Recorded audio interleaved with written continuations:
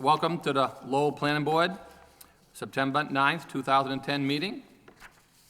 Tonight we do have one subdivision and two other matters under old business.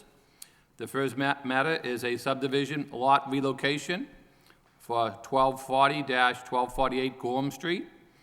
The Lowell Planning Board will hear a public hearing regarding an application by James Scott McGrath to relocate an existing parcel boundary line located between the properties stated above.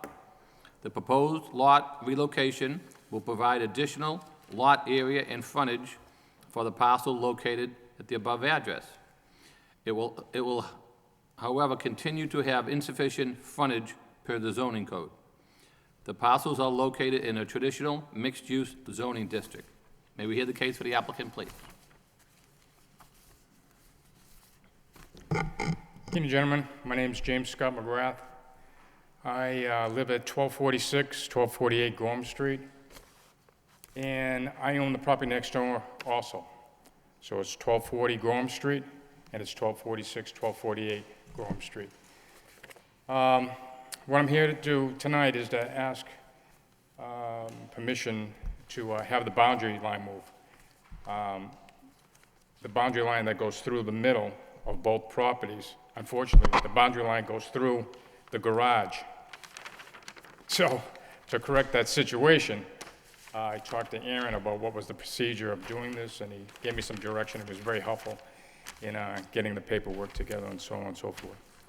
So in the plan in front of you, I believe you can see that there's a line going through the garage, and we're going to try to move it over maybe about 5 to 10 feet to the left so that it's more or less in the middle, allowing 2 more parking spaces next to that garage. So that's basically it. When I was talking to Aaron, he said that it probably wouldn't have been a problem if the right footage was there, but because one is 60 and the other one's 65, thus I had to come down here and see you gentlemen and run it by you guys. Right, I believe what it's saying is, if it had the right amount of frontage on the front of the street, then you would have what they call the A&R, which is approval not required, but since you shot this frontage, you do have to request that for the subdivision. Okay. Correct. Anything else, sir? I can't think of anything else. Kind of plain and simple. It's a situation where the boundary's going through the middle of the garage. It's got to be moved one way or another. It's improving both properties. It isn't interfering with either the neighbors, the back, the front, or whatever. So I guess with that, that's my presentation. All right. Thank you, sir. Anyone else? Anybody here want to speak in favor of this project? Anyone else here in favor? In favor? In favor? Hearing none, that portion of public hearing is closed. Anyone like to speak in opposition? In opposition? In opposition? Hearing none, that portion of public hearing is closed. At this point in time, I'll turn it over to the board members. If either of the board members have any questions, Mr. Fischett, if you don't mind if I start with you. Thank you, Mr. Chairman. I think I would agree with the petition. It's pretty straightforward what you're trying to accomplish here.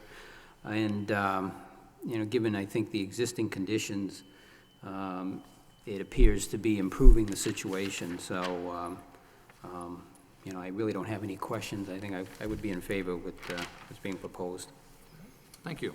Mr. Claremont? Yeah, just a couple of questions. Are these lots all on one deed at this point, or were they separate deeds? They're separate deeds. Okay. They're separate deeds.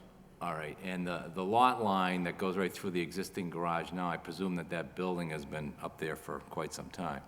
Probably since 1930-something. Right, so, Yeah. yeah, it appears that this squares off the lots properly and provides that each of the buildings will be on their own lot and corrects a problem that exists there currently. Just had one question, just out of curiosity. I see there's an exclusive use easement for the benefit of Lot 1, and it looks like where the lot line was drawn, there's going to be an easement over a portion of is that part of the driveway? Right, yes, exactly. And that's It's a U-shaped driveway, correct. Okay, so Lot 2 is going to give an easement over that portion, so Lot 1 can continue to use that portion of the driveway. Exactly, yeah. I have no other questions, Mr. Chairman. Okay, thank you. And On your application, you don't plan on doing any exterior work on either of the houses, it's just to divide the land, correct? No, correct, yeah, that's it. All right. I was up there yesterday afternoon looking at it, and the more I saw the plan, but actually looking at it, made a lot more sense to try to move that over, seeing where you have the dilemma where it goes right through the garage, and the cars getting in as well, so, I don't have any problems with the plan as well myself, so. At this point in time, either board members want to entertain a motion, either way? Mr. Chairman, I'll make a motion that we approve the subdivision as presented. I'll second. Motion's made and second, all in favor say aye. Aye. Chair votes yes. Good luck, thank you, Thank you, sir. gentlemen. You're welcome.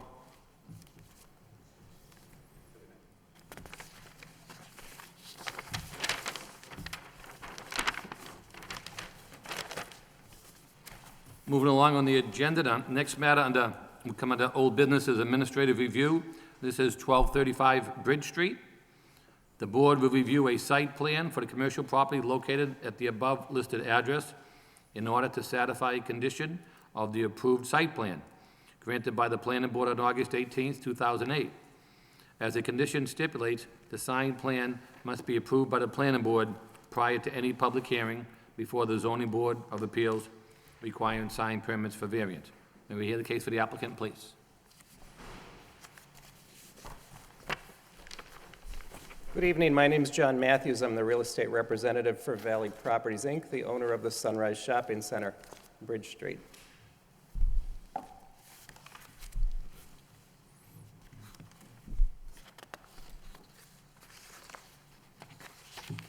You have a package that I Yes, we do, submitted? sir. Very good.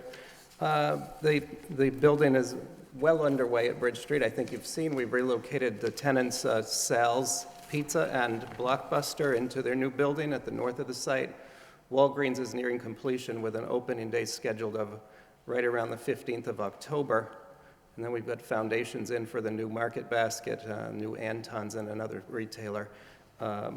Additional construction will take place after the old Market Basket is closed when the new one opens. So we're probably about a year away from 100% completion at that project.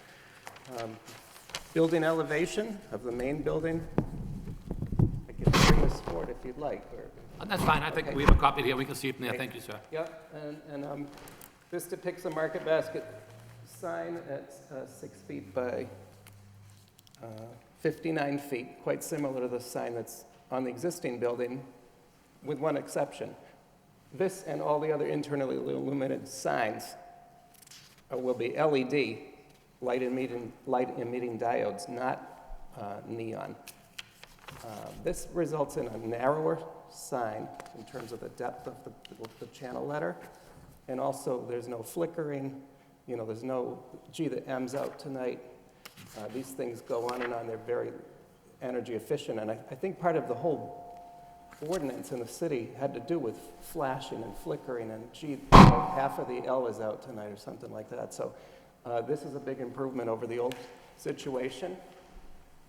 If you look in your packet, you'll see a photograph taken in the evening of the Wilmington Plaza, which we completed development of last year. And these stores, I think it's the last page in the packet, but this was taken in the evening, and I think you see it's a soft light from the LED. This is exactly the type of sign scale that we have in mind for the specialty tenants in the plaza. And you'll get a very nice uniform look.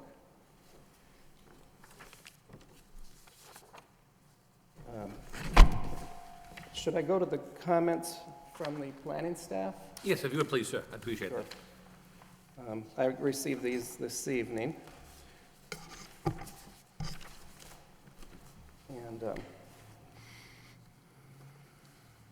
as for the Walgreens returns, the metal returns on the sign, we can ask them about having them be black. I'm really not sure what color Walgreens are, but we can ask them. I think, again, with the LED lighting, you get a very shallow box, and that makes a difference. But I'll inquire tomorrow on what color the returns are proposed at, so that we know that. The Blockbuster sign was meant to integrate into the gable architecture of the building. And as far as the square footage, the Blockbuster building goes over to here, so that if you do the calculation, the sign conforms to the ordinance. And I think it's more a shadow effect in this picture in terms of how deep that sign looks. But we will check it. Third, I do not have a final drawing. I don't have any drawing on the replacement of the sunrise pylon sign. Only to tell you that it will be dramatically reduced in size from what it is now. Some folks have been nostalgic about the sun clock on the sign. I think it's obsolete at this point. We do have a clock tower on the building, which carries that tradition of Sunrise Shopping Center. I don't know if the planning board had seen that. And so that would be my comments. I would just tell the board that our concerns for the appropriateness and scale of signage for our tenants is as important to us as it is to the city. And you know, we have our design criteria, as you've seen in the picture from Wilmington Plaza, and it's exactly the criteria we have in mind here as well. Thank you. All right, thank you, sir. Aaron, does planning and development have any further comments, except for what was given to us in writing and what was indicated to us tonight by Valley Properties? Yeah, I could just Sunlight Plaza, I should say. on the second comment related to the Blockbuster sign, Mr. Matthews, he's right. It does conform to the size standards of the sign code. So it's not, the comment's not related to any kind of deviation from those requirements. Just more about looking at it in its space and how it kind of fits when you compare it to the Sal's Pizza. But there's no need to go through a variance process or anything like that. It certainly conforms to that. Other than that, I guess the only other is on the pylon sign. It's absolutely going to be a much smaller sign, I think. Mm-hmm. The existing one's over 50 feet or something like that. It's going to be much shorter. About 50 feet tall, so it's going to be much shorter. So that's certainly an improvement. But other than that, it seems to be a nice sign, a nice plan, and you know, as Mr. Matthews pointed out on the Wilmington, that is generally the scale and I think the level of illumination and the design quality that we were hoping to see in this kind of a project. So it seems to fit.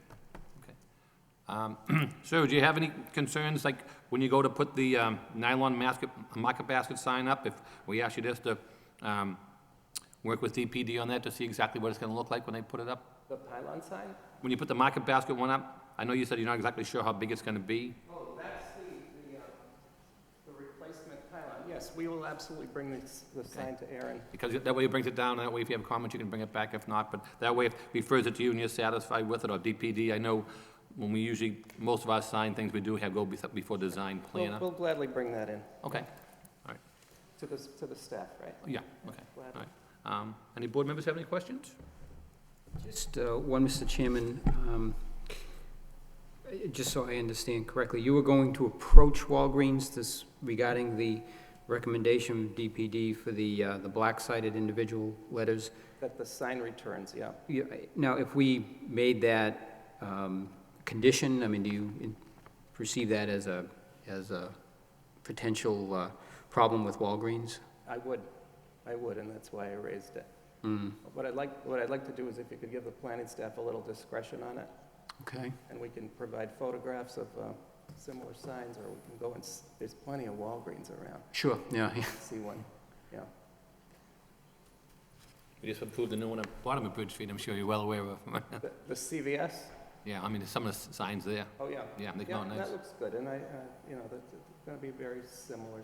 Yeah, if it's similar to that, I mean, I meant to say CVS, but if it's similar to that, I mean, that's a busy intersection, those signs look very nice down there. I agree. I mean, they're not too intrusive at all, you know? I think the only thing that jumps out at me first is the Walgreens sign seems to be a little closer to the street, where the other ones are back further. Oh, really? Well, I mean, isn't Walgreens on the plan gonna be up on the right-hand Yeah, side? but there's a driveway. Yeah, but I mean, the rest of them, I mean, when we look at them, Right. Yeah. I mean, Walgreens will be closer to the street. what I'm That's getting at. true. All right. That's true, and you've got the drawings, you've got the site plan. Walgreens sets back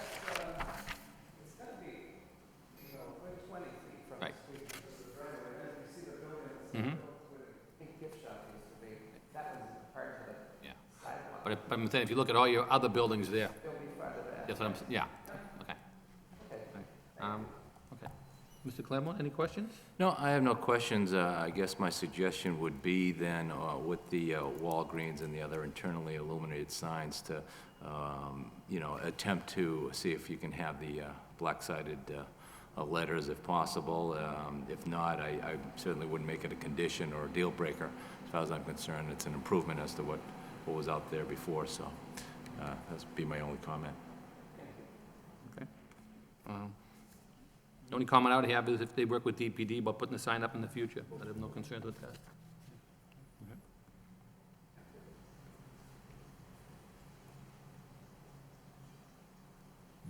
So can we entertain a motion maybe that, for the signs to just work with DPD? Because they have to go before, so they have to go before the zoning board of appeals anyways. Some of the signs will, the pylon sign that's a replacement will not need to go because it's an existing non-conforming.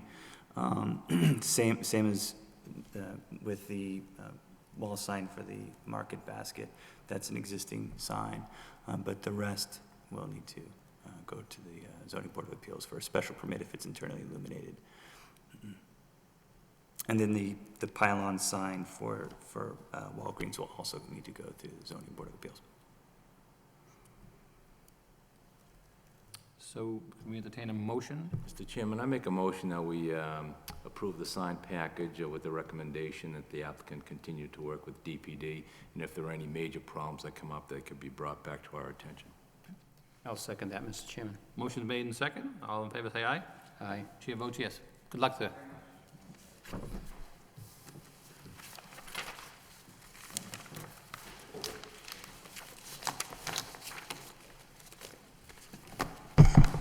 Moving along, our next matter is for administrative review, and this is at 1436 and 1450 Gorham Street, also known as River's Edge on the Concord.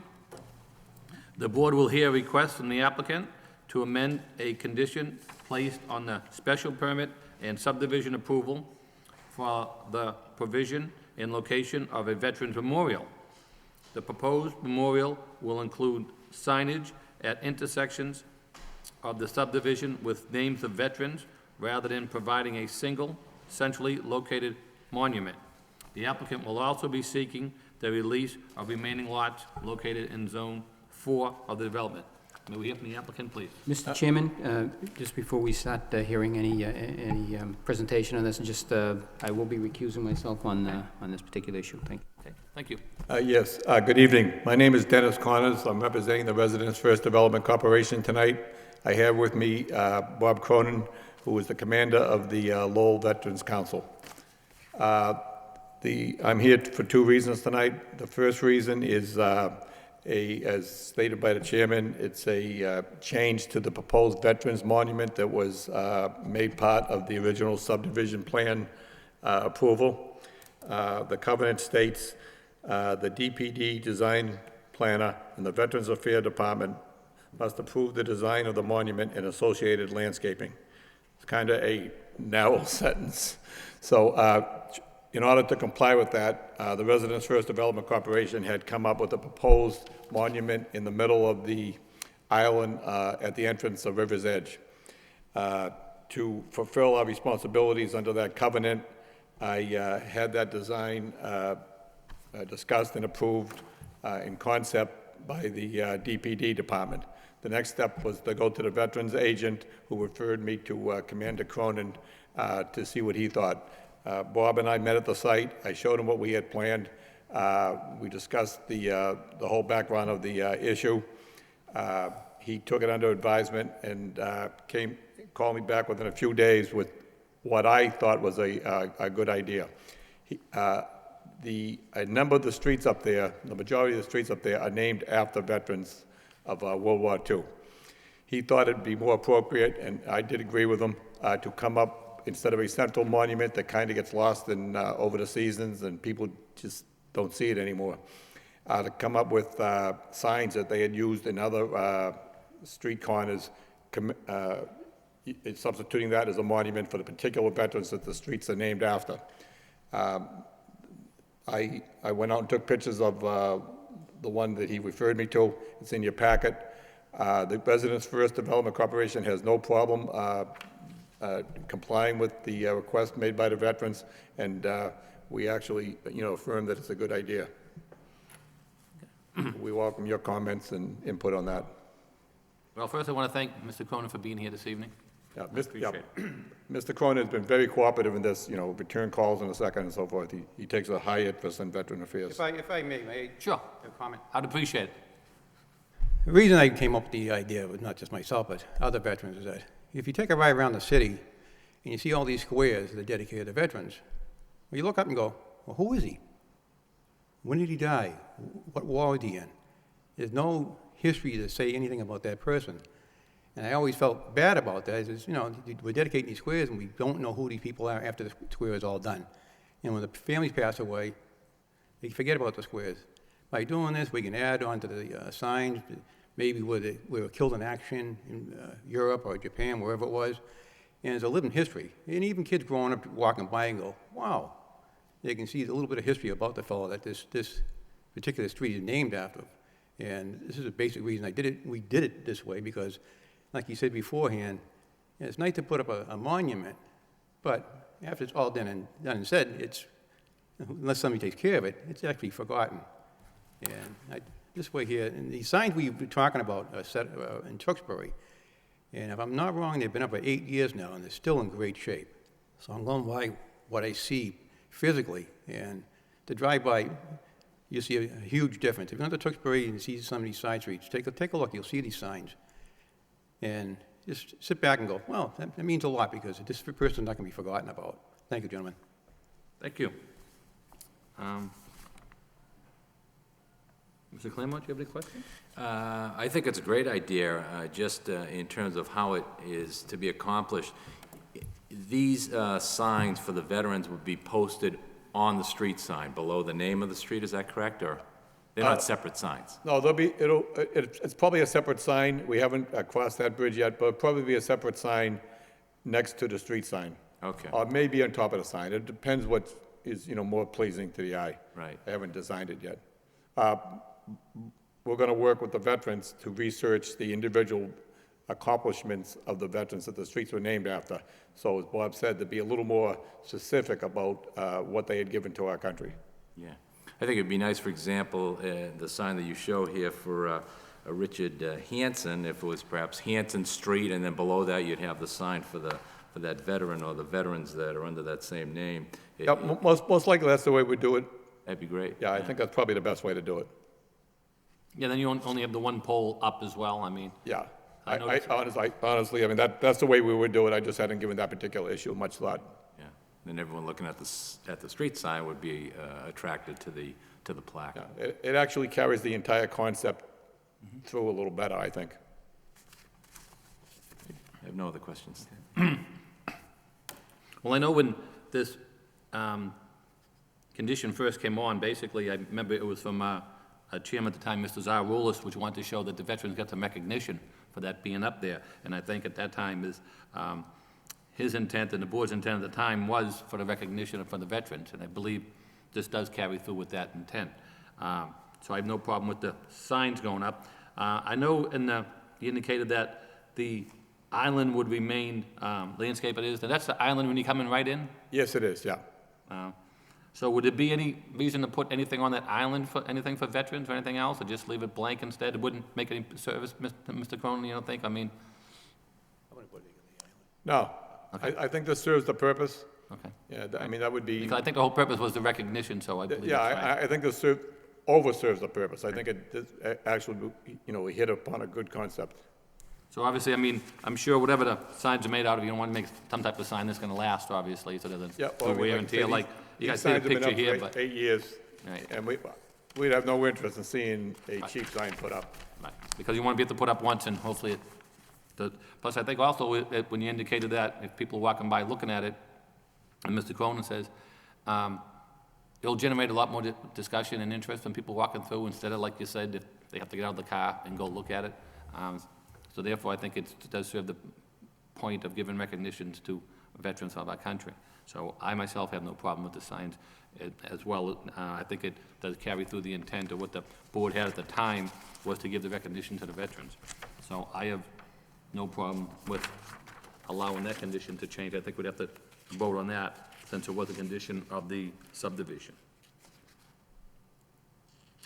So if you, Do you want to take that vote separate from the release of the Sure, if you would, lots? please. Okay, then I'd make the motion to approve the request from the applicant to amend the condition as stated. okay, motion's made, and I'll second that motion. All in favor, say aye. Aye. Aye. So that vote carries, so that's been approved, that will change that condition, so you can put the sign down. Good, thank you. Now, we can go forward on the lot request if we could. I'm gonna take Bob down here with me every time I come down now, because he seems to make it go a little smoother.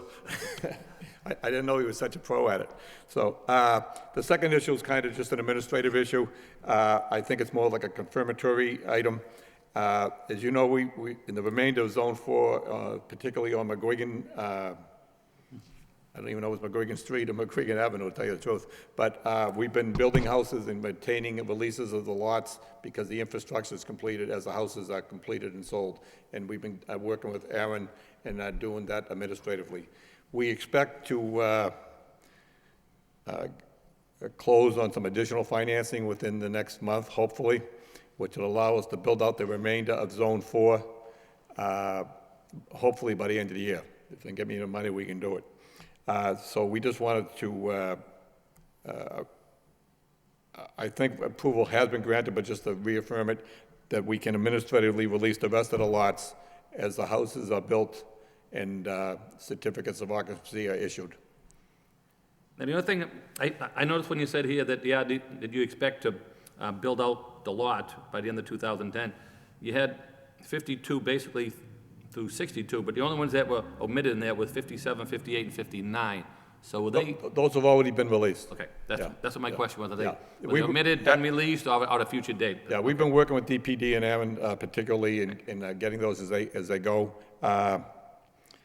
And it's possible that a number was missed on a lot or something, but my intent is to get the board's permission after Aaron and I reconcile our personal records that Zone 4 is released upon, the house is being built.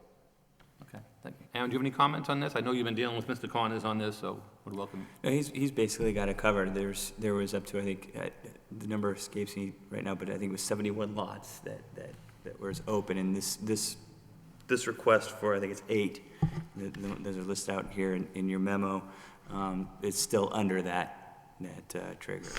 We had a chance, both Dennis and I had a chance to go over all the lots that had been released, that would actually have been requested, and did reconcile that, so this is under that trigger, so this should fall under the covenant without any problems, so. Okay, so the remainder request would be to release the 8 lots as 52, 53, 54, 55, 56, 60, 61, and 62, correct? That's correct. I'll make that motion to release those lots which represent the remainder of Zone 4. Okay. I'll second that motion. All in favor, say aye. Aye. So that motion carries as well. Thank you very much. Good luck. Thank you.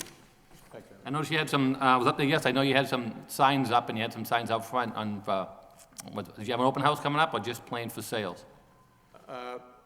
Actually, I don't know what signs you're talking about, but, There was a couple of for sale signs when we oh, drove yeah, through there yeah, last yeah, night. but right now, we're only building 1 or 2 spec homes, and then as we get P&S, we build more.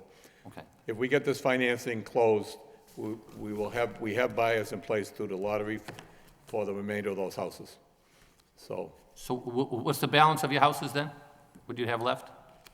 we have Zones 3 and Zone 5, which Okay. is probably 70 lots. Right. 70 lots. Right. That's going to take more financing than That's what I we were figured, okay. expecting. Thank you very much. Wish you well, good luck. You're welcome. Moving along, moving along under other business, we have notices from abutting towns.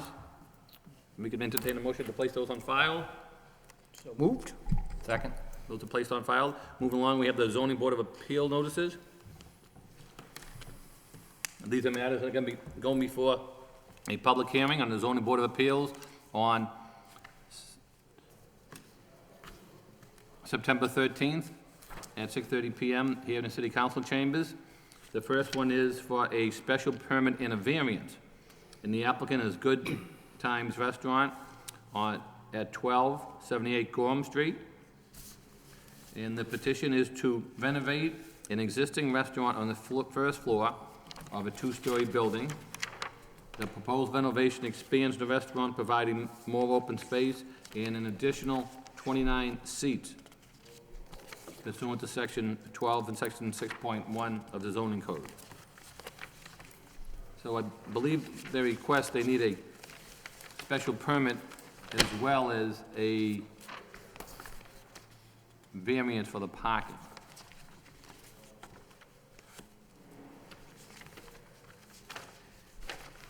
If I'm reading this correct, too, I think the variance is to maintain the existing parking along the rear of the building without the required setback. It looks like from the chart that they provided with the plans that they have a sufficient number of spaces, but they need a variance to maintain them where they exist along the rear of the building without the required setback. So it looks like they have the proper number of spaces, if I'm reading that correct. Is that your understanding as well, Aaron?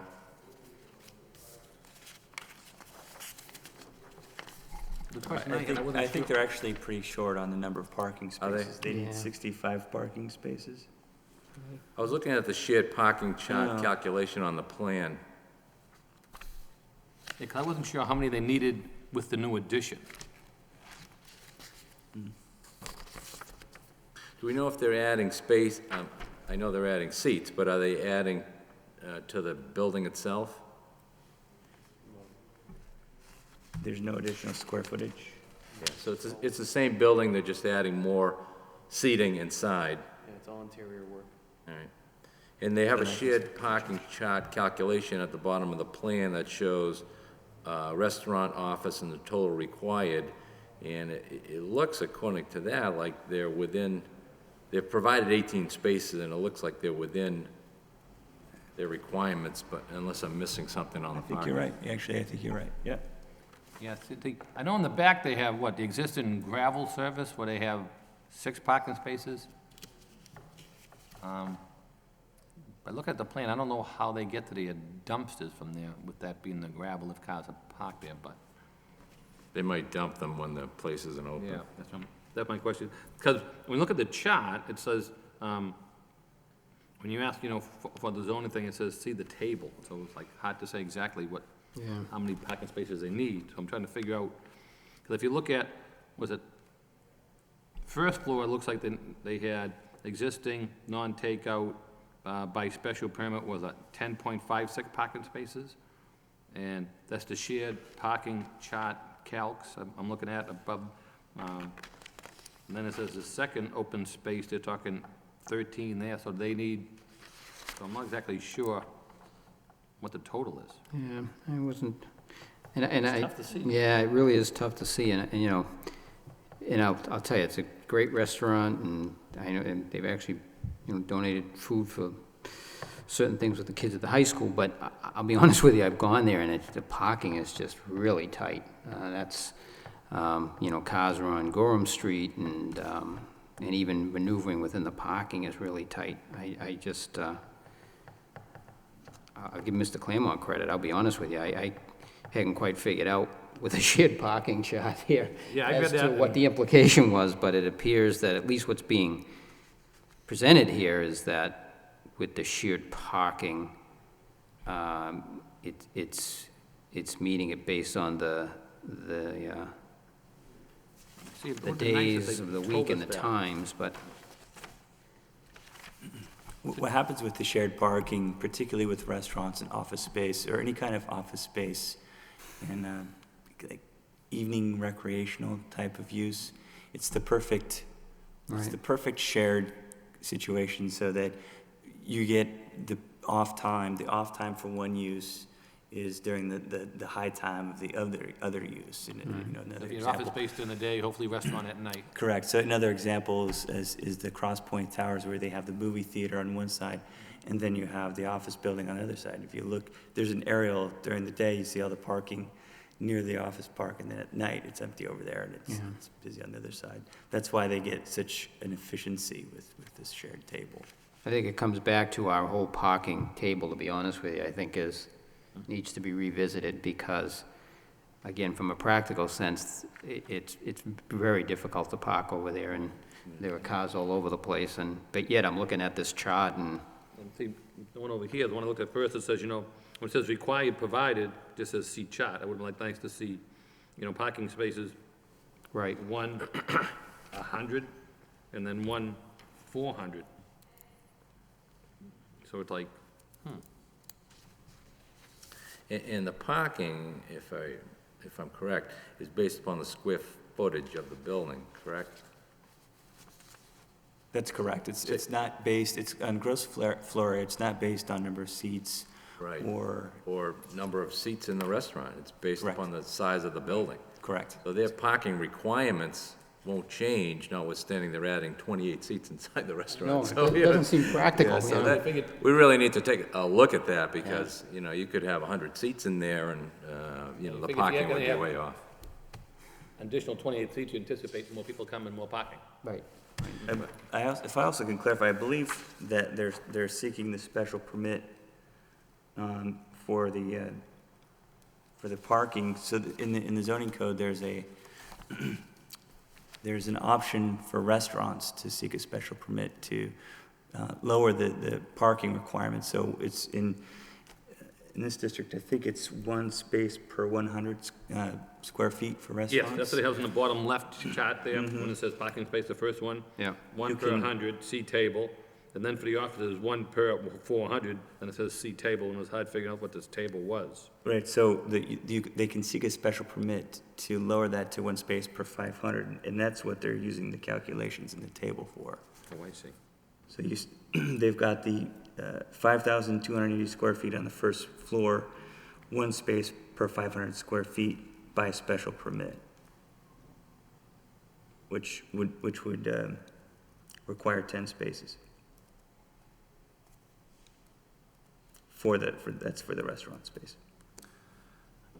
Again, we don't have the benefit of being able to have the applicant here to answer some questions, and there's some confusion between the plan, which appears to have enough parking according to the calculation, and their description that asks for a special permit to expand the existing restaurant to 5,280 square feet without the required parking. Now, I'm not sure if they mean they don't have the required parking because they need a variance to maintain the existing parking along the rear, or they don't have the number. It appears that they have the number according to that chart, but again, we don't know the answer to that. So I wouldn't have a problem recommending approval, provided they had enough parking under our current zoning code. If they don't, then I wouldn't recommend approval. So I'd probably make that conditional recommendation of approval if they have the required parking according to the zoning code, and I would recommend approval. If they don't, then we would not. I'd second that. I think that's the reasonable approach based on what we have in front of us. Right. Yeah, I would second that. Do you understand the recommendation, Evan, basically? Okay. All in favor, say aye. Aye. Chair votes yes. So we're going approval if there's enough parking to meet the requirements. Moving along to the zoning board of appeals, the next matter is Paulet Lay, and this is at 16 Nickel Street. This is to maintain an existing carport with insufficient side and rear yard setback and proximity to house pursuant to section 5.1 of the zoning code. I don't know if this is the one we looked at earlier, but No, because I think the other one was up behind Couple Square more, wasn't it? just in terms of the carport that they're looking to install or have installed, it's 12 by 30-foot metal carport. That's, I think, very similar, if not the same, as what we had looked at the last meeting, which is kind of a huge structure. And also, this one has the existing canvas top in the rear, which that kind of made a flag to me. But I think the main concern was, when you look at the zoning chart here, he's, how close is he to East Pine Street? On the street. Yeah, what's he have, .01 feet? I mean, so he's touching the street. I mean, they have a little in the narrative that, the salesman said he can assure us that he doesn't need any, permit. But, I mean, due to the fact that I think it's minimum front yard, he needs 24, he has 7.6. Side yard needs a minimum of 10, he has less than 1. And so I'd be against this as well.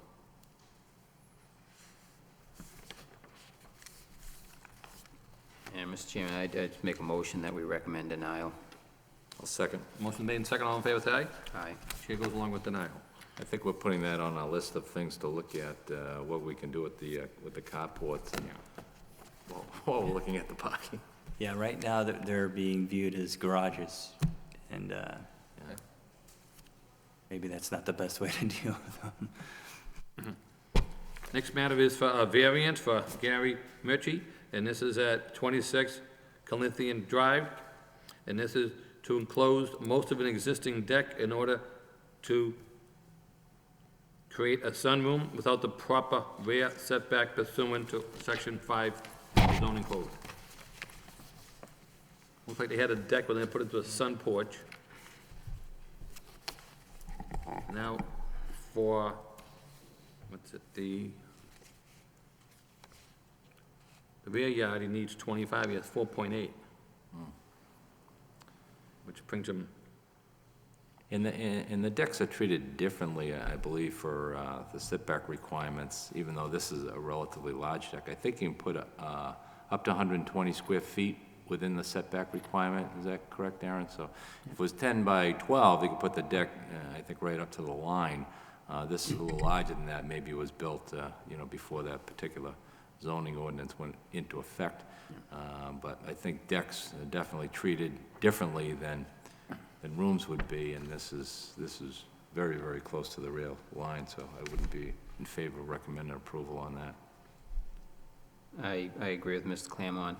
Again, that's, the special considerations were made in zoning for decks, but that's specifically why it's for a deck versus when you start to enclose the structure, it takes on a different look and use.